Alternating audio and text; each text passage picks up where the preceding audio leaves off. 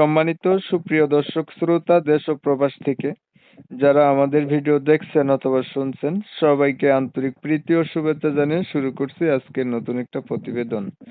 বন্ধুরা, আজ আপনাদের সামনে নিয়ে এসেছি একটা সুইট অপরূপা মিষ্টি একটা আপুকে।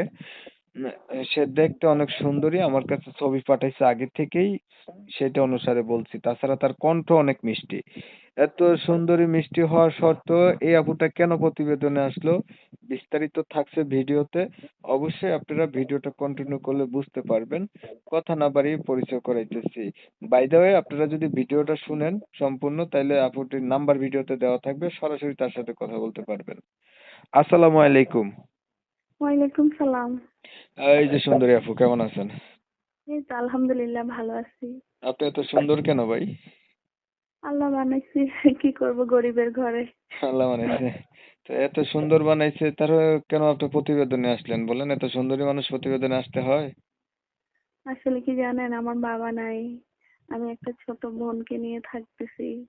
দ্বিতীয় কথা, মাও নেই, সৎ মা ঘরে। হুম। এই অবস্থায় মাসে বাড়িতে কাজকর্ম করে চলতেছি। হুম। কি করব বলেন, এইভাবে জীবন কাটতেছে। এখন প্রতিবেদনে এসে কি চাইতেছেন? চাইতেছি দেখি মনের মতো কাউকে পাই যদি, তাহলে জীবন সাথী করবো, সেটাই চাইতেছি। আচ্ছা, আপনার মনের মতো মানুষ একটাও পান নাই এখনো? আমি তো কখনো প্রতিবেদনে যাইনি। আহারে, প্রতিবেদন করতে হবে কেন আপনার? আপনি তো এমনিতেই সুন্দরী, আপনি তো মনের মতো মানুষ চারপাশে থাকার কথা। যৌতুক লাগে, চারপাশে থাকলেও কি আচ্ছা, হবে? যারা যৌতুক নেবে তারা কখনো মনের মানুষ হয়? কোন, তারা তো ব্যবসা করবে। এটা জানি না, আমি কখনো এরকম কাজে যাইনি।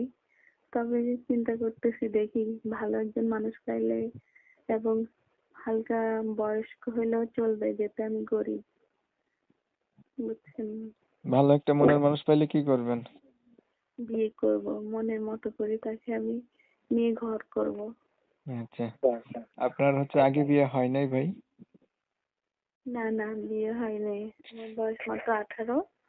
আর 18 কি? বছর বয়স, আপনার বিয়ে হয় নাই। আচ্ছা, আপনি বলছিলেন যে আপনার ভাইকে নিয়ে থাকেন।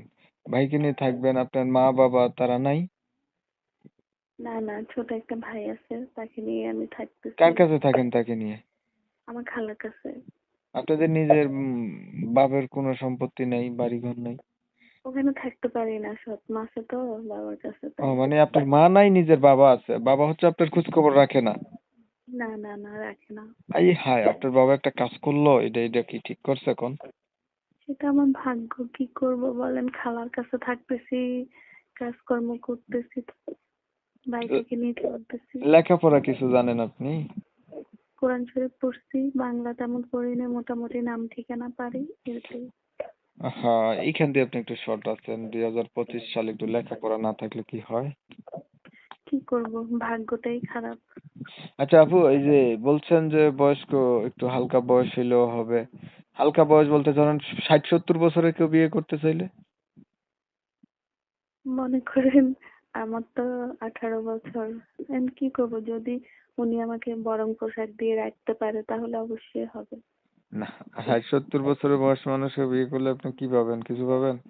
আপনার যদি এই মোটামুটি 30, 35, 40ও হয়, তাও একটা সিস্টেম। 60-70 বছরের মানুষ তো নিজেই লড়তে পারে না। আমি তো বুঝি নেই বয়স কিরকম হলে কিরকম হবে। 30, 35, 40 এরকম হলেই হবে। আচ্ছা, আগে আর কখনো প্রতিবেদন করেন নাই? না না, আমি কখনো করিনি। ছবি যেটা পাঠাচ্ছেন এটা তো অবশ্যই আপনার না? জি জি, ওটা আমার, নাম রুবিনা। প্রিয় দর্শক শ্রোতা, আপনারা শুনছিলেন, এই যে আমি কথা বলছিলাম, এই আপুটি দেখতে অনেক সুন্দরী। এত সুন্দর হওয়া সত্ত্বেও প্রতিবেদনে আসছে তার একটা মনের মানুষ নাই। পরিবার সম্পর্কে জানতে গিয়ে জানলাম নিজের মা নাই।